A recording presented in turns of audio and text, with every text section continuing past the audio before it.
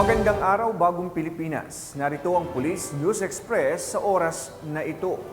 Nagdesisyon nang itigil ang kanyang pakikibaka at lisanin ang armadong grupo upang magbalik loob sa pamahalaan ang isang miyembro ng Communist Terrorist Group sa Santa Ana, Cagayan.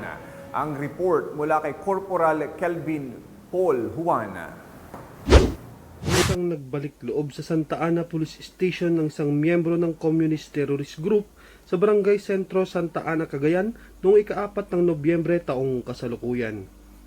Kinilala ni Police Major Ranulfo Gabatin, hepe ng nasabing himpilan ang sumukong miyembro ng makakaliwang grupo, 44 na taong gulang, may asawa at residente ng nasabing bayan. Ayon sa naging panayam, taong 2008, bumisita ang mga armadong makakaliwa sa kanilang kubo at nanghingi ng mga pagkain at mga gamot. Dahil sa takot para sa kanyang pamilya, nagabot siya ng bigas at mga ilang supply. Nagpabalik-balik ang mga ito hanggang sa tuluyan siyang nahimok na sumapi at nagsilbing informant at tagabili ng kanilang pangangailangan, ngunit di naglaon ay napagtanto nitong ginagamit lang siya ng grupo kung kaya't pinutol nito ang kanilang ugnayan at lumipat ng ibang lugar.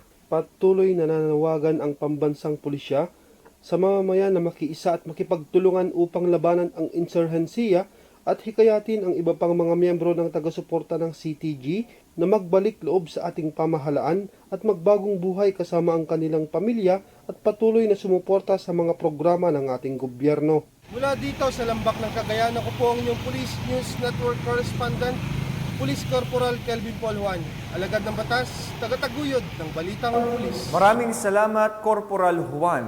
At para sa iba pang napapanahong balitang pampulisya, laging tumutok sa Police News Network, alagad ng batas, tagataguyod ng Balitang Pulis. Ako po si Police Captain Omer Macarig, nagbabalita para sa Police News Express.